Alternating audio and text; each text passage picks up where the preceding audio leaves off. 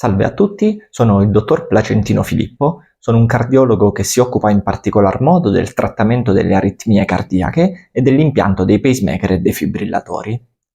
In questo video vi parlerò dell'ablazione della fibrillazione atriale con la radiofrequenza. Trovate altri video informativi come questo sulle mie pagine social, Facebook, Instagram e YouTube, dottor Placentino Filippo, cardiologo e aritmologo. La radiofrequenza è una delle energie che viene utilizzata per eseguire l'ablazione della fibrillazione atriale. Fa parte delle energie termiche, cioè quelle che utilizzano il calore, appunto la radiofrequenza è con il calore, e poi c'è la crioablazione che invece utilizza il freddo, il congelamento, e poi c'è un'energia non termica che è l'elettroporazione. Delle altre due energie ho parlato in dei video dedicati. Come detto, la radiofrequenza utilizza il calore per creare delle lesioni in dei punti particolari del cuore che sono quelli responsabili della fibrillazione atriale.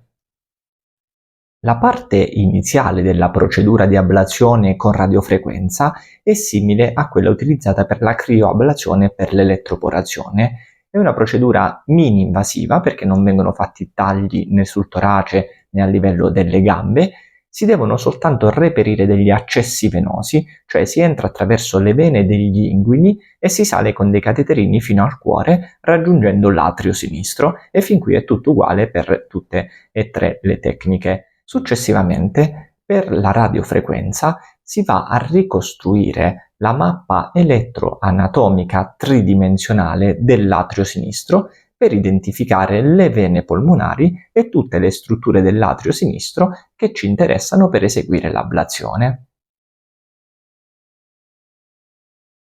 Questa ricostruzione ci permette di applicare delle ablazioni, delle bruciature puntuali nei punti di interesse, piuttosto che coinvolgere un'intera area, come invece avviene nel caso della crioablazione e della elettroporazione. Il principale vantaggio di questa metodica è, oltre di poter andare ad identificare i punti precisi dove applicare le bruciature, anche quello di poter andare a ricercare altri punti al di fuori delle vene polmonari che possono anch'essi essere responsabili della fibrillazione atriale. Ricordiamo che la procedura di ablazione della fibrillazione atriale prevede principalmente l'isolamento elettrico delle vene polmonari, e questo isolamento può essere eseguito con tutte e tre le metodiche esposte. La ricerca di ulteriori punti accessori da andare ad ablare, andare a bruciare, può essere tuttavia valutata ed eseguita in casi particolari.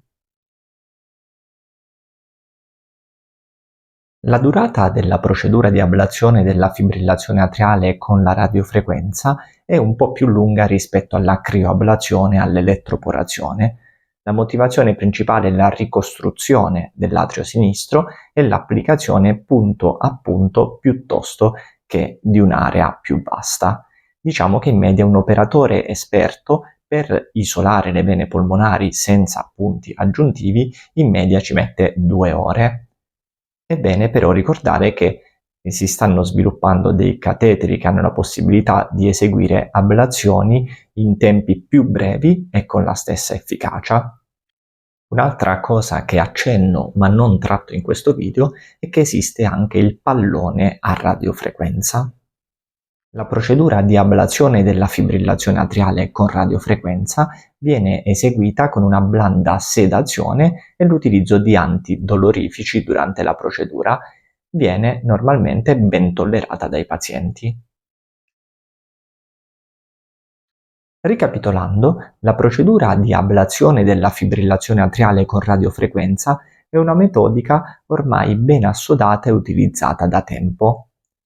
Dura in media un po' di più rispetto alla crioablazione e all'elettroporazione, però ci permette una ricostruzione elettroanatomica tridimensionale dell'atrio sinistro in modo da poter applicare delle erogazioni delle ablazioni precise e puntuali nei campi di interesse. Inoltre, questa metodica ci permette di andare a ricercare ed eventualmente ablare anche altri punti al di fuori delle vene polmonari che possono essere responsabili anch'essi della fibrillazione atriale. Questa ricerca però è indicata soltanto in particolari situazioni. Se vi è piaciuto questo video, vi invito a mettere mi piace e a condividerlo. Vi invito anche a seguire altri video informativi, tra cui i video delle altre energie utilizzate per l'ablazione della fibrillazione atriale, sui miei canali social, Facebook, Instagram e YouTube, Dr. Placentino Filippo, cardiologo e aritmologo. Grazie e buona salute a tutti.